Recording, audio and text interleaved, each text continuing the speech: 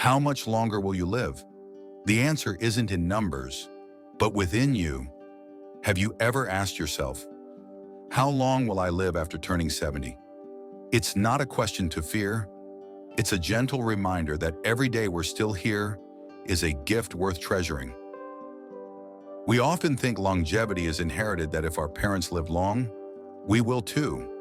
But more and more scientific research shows it's the little things in your lifestyle, your daily habits, and how you respond to life that truly shape how far you go. No need for fancy machines. No need for complex medical tests. Sometimes something as simple as standing on one leg for a few seconds, walking across the yard with ease, or how you stay calm when things don't go your way can predict your lifespan better than any number on paper. In today's video, we'll explore 7 small yet powerful signs, scientifically backed, that can help forecast your health and longevity after age 70. But the most beautiful part, many of these signs can be improved. You don't have to be perfect. You just have to understand yourself and treat your body like an old friend with patience, kindness, and no rush. If you're looking for warm, thoughtful content, not just to live longer, but to live more meaningfully, please subscribe to Life in Words today. We're here, not to lecture, but to walk beside you on a journey of slowing down, seeing deeper, and loving your life more every day. Sign 1. Can you stand on one leg for 10 seconds? An action as simple as standing on one leg can reveal so much about your overall health, especially after age 70. Imagine this: you're standing in your living room, gently lifting one foot off the ground. No rush, no strain, just trying to keep your balance for 10 seconds. It's not just a test of strength, it's a sign that your brain, nerves, eyes, and muscles are still working in harmony. One major study showed that people over 70 who couldn't stand on one leg for 10 seconds had twice the risk of dying in the next 10 years compared to those who could. That doesn't mean you're in danger if you wobble, it simply means your body's asking you to pay attention. Mr. Walter, 74 from Oregon, could barely balance for 5 seconds. But instead of ignoring it, he began practicing every morning, standing near a chair or a wall for safety. After a few weeks, he held his balance for 15 seconds. He said, "I don't need to compete with anyone. I just want my body to keep listening." Balance isn't just about preventing falls. The leading cause of injury in seniors, it reflects the health of your motor control center in the brain, the flexibility of your knee joints, and the core strength of your hips and abdomen. So if you try today and find yourself wobbling, don't be discouraged. It doesn't mean you're getting weaker forever. It's simply a signal, and signals can change when you listen and train with care. Try standing on one leg for 10 seconds. If you succeed, comment 1. If not yet, also comment 1 as a quiet promise to yourself that starting today, you'll pay more attention to your steadiness with every step. Sign 2. The strength in your hands says more than you think. Try to imagine you're shaking hands with an old friend you haven't seen in years. Do your hands have enough strength for a firm, steady grip, or does it feel soft and loose? It may sound simple, but grip strength is one of the most powerful indicators of longevity after 70. According to numerous studies, grip strength doesn't just show how strong your hands are, it reflects overall muscle health, the function of your nervous system, cardiovascular health, and even your level of independence in daily living. There's a simple way to test it. Use a hand dynamometer if you have one, or try opening a tight jar lid, carrying 2 grocery bags, or lifting yourself from a chair without armrests. If your grip feels weaker than it used to, that's not a sign of permanent decline, but rather your body gently saying it's time to pay attention to your strength. Linda, 76 from Minnesota, once struggled to open her morning jam jar. She said, "I'm not afraid of aging. I just don't want to lose the simple joys I once had." So each morning, she started squeezing a rubber ball, lifting 1 to 2 pound weights, and using resistance bands for her arms. Within 2 months, She could open her jar again with a proud little smile. Most importantly, she felt like she was still in charge of her life. Grip strength is directly linked to risk of falls, fractures, heart and lung health, and early mortality. But the good news is, arm and hand muscles are among the easiest to strengthen again, with gentle, consistent practice. You don't need to train like an athlete. Just open and close your hands several times a day. Use a stress ball or light resistance band. Hold weighted objects within your comfort. Massage your palms and fingers to improve blood flow.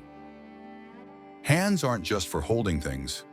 They're symbols of independence, care, and dignity. When your hands are strong, you're still carrying your own rhythm of life, no matter your age. If you've noticed your hands aren't as strong as they used to be, or if you've managed to maintain a solid grip, share by commenting. Sometimes, strength isn't about how tightly we hold on, but how lovingly we care for the hands that hold us through life. Sign 3. The speed you walk can speak volumes about how long you'll live. You may have never paid much attention, but how fast you walk, whether slow and steady or brisk and confident, can be one of the strongest predictors of how long you might live after 70. In a long-term study, researchers found that seniors who walked slower than 0.8 meters per second had a significantly higher risk of death within 5 to 10 years. But don't let that frighten you. What it really means is your body's always giving you signals, you just have to listen. Walking speed reflects the coordination of your muscles, nervous system, vision, balance, and heart health.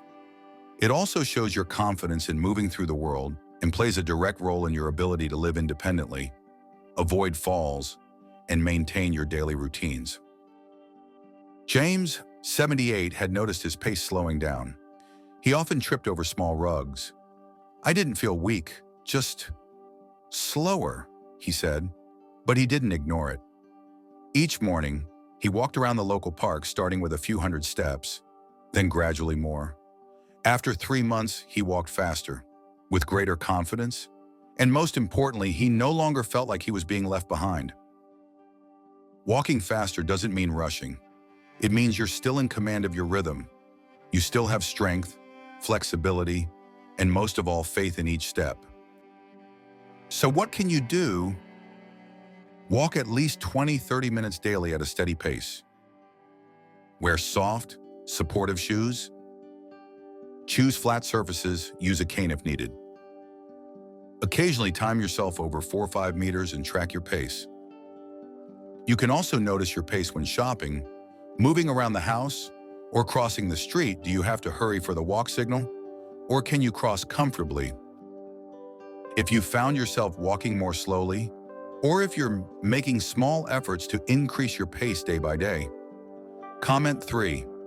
Every step you take today, no matter how short or slow, is proof that you're still moving forward, still journeying through life in your own steady way. Sign 4. The quality of your sleep reflects the depth of your health. We often assume that sleep should come naturally, but after 70, you may realize that something once so simple like getting a good night's rest can become surprisingly difficult. Waking up in the middle of the night, struggling to fall back asleep, feeling tired in the morning even after being in bed for 8 hours. These may seem normal with age, but your sleep quality is actually one of the clearest indicators of your long-term health and longevity. Many studies show that prolonged poor sleep is linked to higher risks of heart disease, diabetes, cognitive decline, and depression. On the other hand, deep, consistent sleep helps your body recover, strengthens the immune system, protects memory, and uplifts your mood. Judith, 73 from Colorado, once said, "I can't remember the last time I slept through the night." She had tried sleeping pills, but they left her groggy and unfocused. Then her daughter suggested a gentler approach, turning off her phone an hour before bed, reading a few light pages, taking a warm bath, and sticking to a routine bedtime. Within weeks, she began sleeping more deeply and waking up with a clearer mind and lighter spirit. Sleep isn't just rest. It's when your body heals itself. During sleep, your heart slows down, blood pressure stabilizes, cells regenerate, and your brain clears out toxins from the day. So how can you sleep better after 70? Go to bed and wake up at the same time daily. Avoid caffeine and heavy meals before bedtime. Keep your room quiet, dark, and comfortably cool. Wind down for 30 minutes before bed, no phones or news. Try soft music, nature sounds, or deep breathing to ease into sleep. Good sleep isn't a luxury, it's your birthright. And if you treat your sleep gently like tending a garden, it will begin to grow stronger, night by night. If you're working on restoring your sleep quality, or have a simple tip that helps you rest easier, share by commenting. 4. A peaceful night isn't just the end of a day, it's the beginning of a brighter tomorrow. Sign 5. Appetite and eating habits reveal your inner health. In youth, eating is a joy.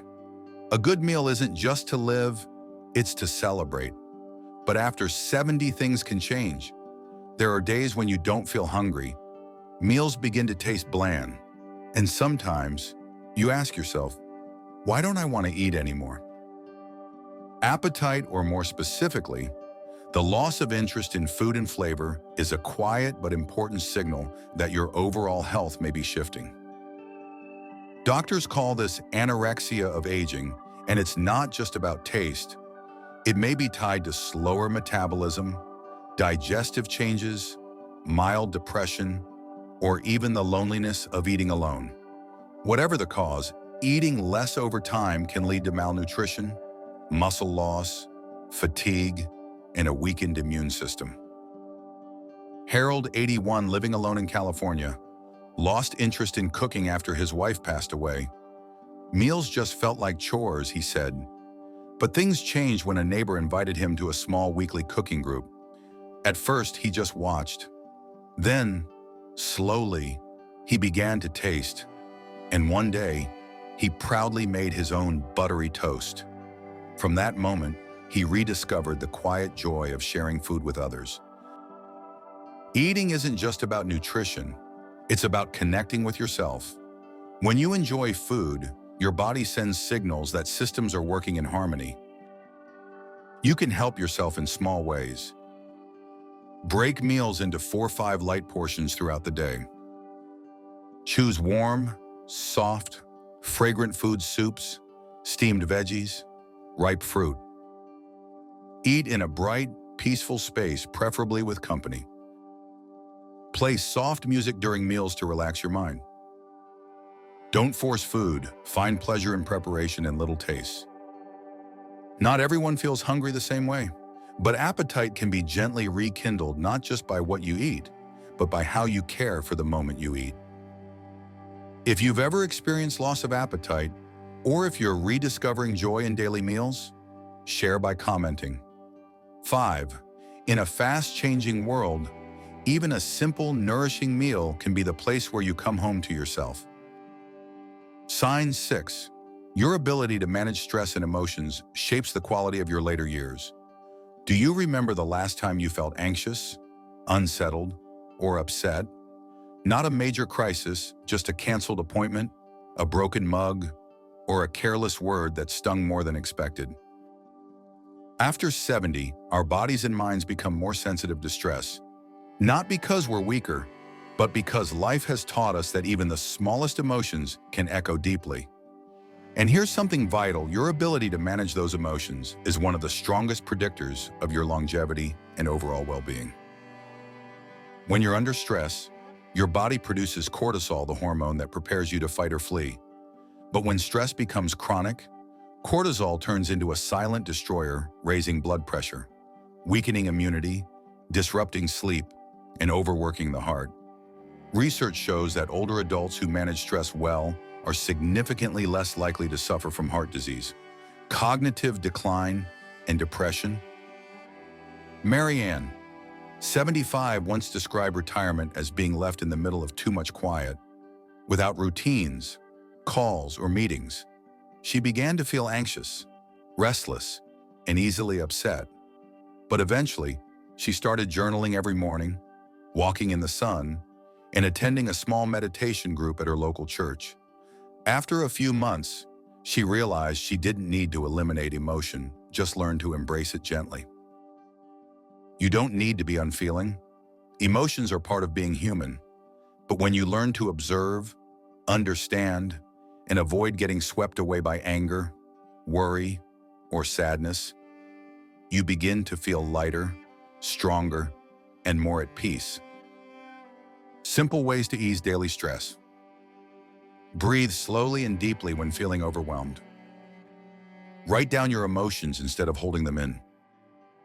Meditate, pray, or simply sit in silence for a few minutes each day. Maintain one small joy that's just for you: watering plants, sketching, knitting, listening to soft music. Avoid negative news or overstimulation before bedtime. No one goes through life without stress, but your ability to recover from it and not let it rule you is one of the most precious gifts of aging. If you've ever overcome worry in your own way, or are gently learning to find peace each day, share by commenting. 6. Your story might offer a small light to someone quietly searching for calm. Sign 7. Human connection is the most powerful medicine you don't need a prescription for. There's something simple no one talks about enough as we grow older. Loneliness can weaken you faster than almost any illness. You might be eating well, exercising, and sleeping soundly, but if day after day you have no one to talk to, no laughter around your meals, and no one asking, "How was your day?" then your health, both physical and emotional, slowly begins to fade. Large studies in the U.S. and Europe have shown that seniors with positive social relationships, even just a few trusted friends, a small activity group, or a friendly neighbor, live longer and have a 30–50% reduced risk of heart disease, depression, and cognitive decline. Doris, 79, lived alone after her husband passed. Her children called often, but the silence at home was still heavy. Everything changed when she joined a small knitting class nearby, not just to learn a skill, but to find companionship through quiet stories, shared laughter, and even comfortable silence. Connection doesn't need to be loud. It only needs someone who remembers your name, wants to hear your voice, and values your presence. That alone releases positive hormones, oxytocin, serotonin that boost immunity, reduce inflammation, regulate the heart, and lift your spirit. How to reconnect when you're older, living alone, and don't want to be a burden. Start with small gestures, a good morning to your neighbor. Join a group for shared hobbies, faith, or light exercise. Call an old friend even if it's been years. Open up to your family, share honestly, not perfectly. If possible, adopt a pet. A wagging tail or gentle purr can be a lifeline. Connection isn't just conversation, it's the feeling that you still belong somewhere. A community, a family, a world that still wants and needs you in it. If you have a relationship that makes you feel alive, whether it's a friend, a neighbor, or even a loyal pet, comment 7. Sharing that connection may remind someone else that they are not alone either. Conclusion: longevity isn't a number. It's how you choose to live each day. You've just walked with us through 7 small yet powerful signs, quiet indicators that can help predict your health and how long you may live after 70. Not to scare you, but to gently remind you life is still within your reach, as long as you're willing to listen, care, and change bit by bit. From balance, grip strength, walking speed, to how you sleep, eat, manage emotions, and connect with others, each is a thread in the fabric of aging, and every thread can be strengthened, warmed, and made more resilient starting today. You don't have to change everything at once. Just begin with the smallest thing. Listen to your body with kindness. Maybe your balance isn't strong yet. Try a few seconds each morning. Are your hands weaker? Squeeze a small ball while watching TV. Having trouble sleeping? Turn off your phone 30 minutes earlier tonight. Struggling to eat? Invite someone to share a meal. Feeling lonely? Write a short letter to someone you miss. Life after 70 doesn't slow down. It simply asks you to live more deeply, more gently, and more fully. If you felt that this video gave you a little encouragement, a quiet reminder, or a new reason to care for yourself, please subscribe to Life in Words. Each week, we offer calm, thoughtful videos made just for those who are living slower, seeing deeper, and growing richer with time. And if you'd like to share, tell us in the comments which of these 7 signs felt most true for you. Your voice might be the gentle spark someone else needs to look at themselves with more grace. Because in the end, longevity isn't measured in years. It's measured in how you show up every single day with gratitude and presence.